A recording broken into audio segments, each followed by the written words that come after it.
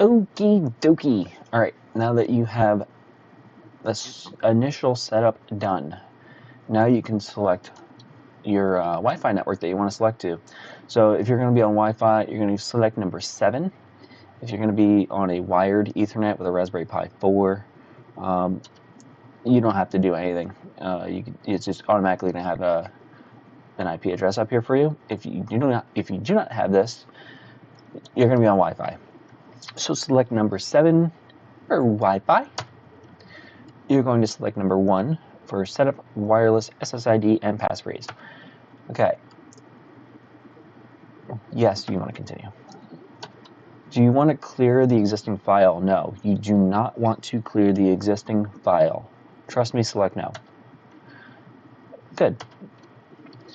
Do you want to manually enter the SSID? Okay, so you can select manual and you can type in your wireless network name and password. However, it is case sensitive and character sensitive. I cannot express that enough. You have to type it in exactly 100% the way that it's supposed to be. If you mess anything up along the way, O's instead of zeros, 1s instead of L's, uppercase versus lowercase, if any of it gets messed up or typed in incorrectly, it will not work. So they made it easy. If you select no, it's going to scan your network or what's around it. It's going to pull up an actual list that you can scroll through and select the correct network that you want to connect to. And then you can select it and then type in your password, and it will pull it up and connect to it. There you go. See, there's all the different ones that are around me. You can scroll through them all. You can select the one that you want, and then you can select the password. I'm not going to do that because this one is already on the network. But you select it, you select your password, and then you go through, and then it's going to bring you back here. It should populate an IP address. If it does not populate an IP address, you're going to go down to number 15 and reboot the system. It should take about a minute. Once it comes back up, it should have an IP address there. Once you have an IP address, you no longer need a monitor and a keyboard. You can do this remotely. I'm actually going to give her a little bit of a pause here so that you can get caught up here. So cue the band.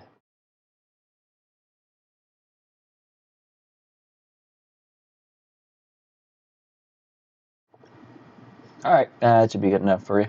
Anyway, all right, so now that you're back to the screen, well, I don't know what I just did. Anyway, now that you're back to the screen here, you should now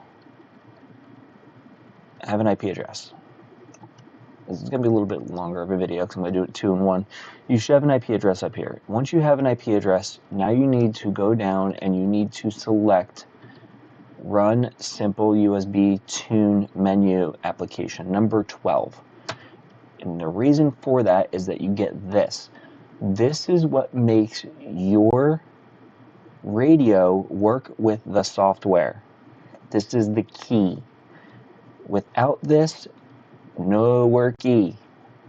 Okay, so the 2 key numbers, or 2 key letters, I should say, there's numbers and letters in here, are J and L, COS and CTCSS. We select USB and USB from the factory. They may not be for your radio. Repeaters, simplex nodes, they're all different. Your setup depends on what this is. So I'm just going to work with J. So you hit J and enter. You could select no USB, USB invert, PP or PP invert. No USB and USB invert, 1, 2, and 3 are the key ones that you want to play with. This is going to be dependent on your setup, your particular repeater or simplex node setup. I don't know all of them by heart. I don't know what you have. You have to play around with these. They could be in any rendition. J and L could be any sort of way of USB, USB invert, or no. You can change it. You can say this is a number 3, and L can be 1. Well, guess what? The only way that you're going to do it is to take your radio, and you're going to key it up. Well, I got a beep. Okay, I don't know if you heard that or not. I'll do it again. I got a beep. So it's not dead keyed, and I got a response back. So in reality, that should work. I know that's not correct. I know that my setup for J should be a number 2 for USB. Oh, I forgot the key. Well, no, actually that won't work. Let's try that again. It still works. So then to save your settings, you hit W for write and enter to continue. Now it's saved that. The only other option that you can select that I would recommend selecting is number 2. Number 2 is your voice. This is the voice that is going to be sent over the network, from you to the network. So as you can see, as I talk, it moves that bar across the bottom of the screen.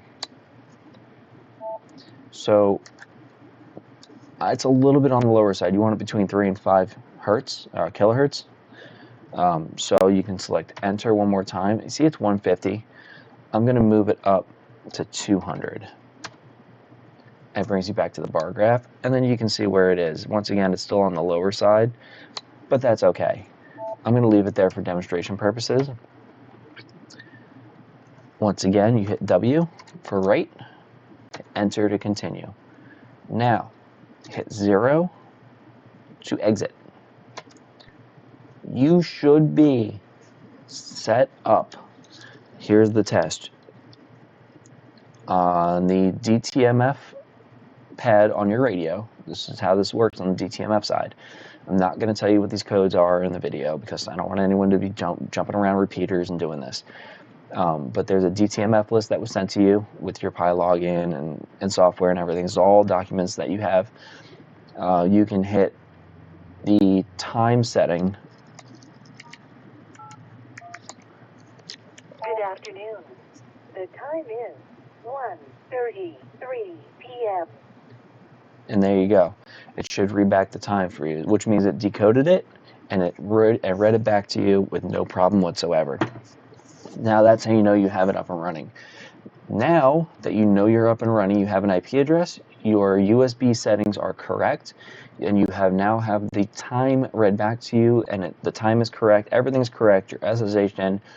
Now you can connect to the network, and it's really simple. All you have to do is DTMF into the network.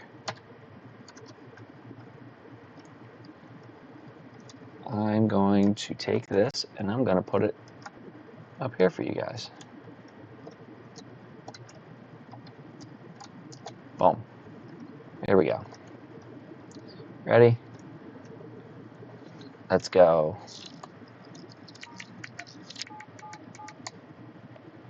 And there I am. Node 777. Simple and easy. Reads it back to me. I'm there. I am now in the test server of the Octane network. When I key up and I talk, it is reading it, it is decoding it, and it is there. When I let go, it gives me the 2 beeps to show that it is connected. It's that simple. I hope that all of these tutorials help you in any way, part of it, both getting the software set up, getting connected to the internet, connecting to the network, setting up your simple USB settings, any which way possible.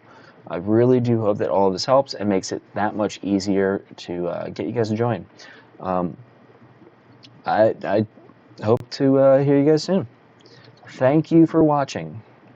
WRCS 605 Clear.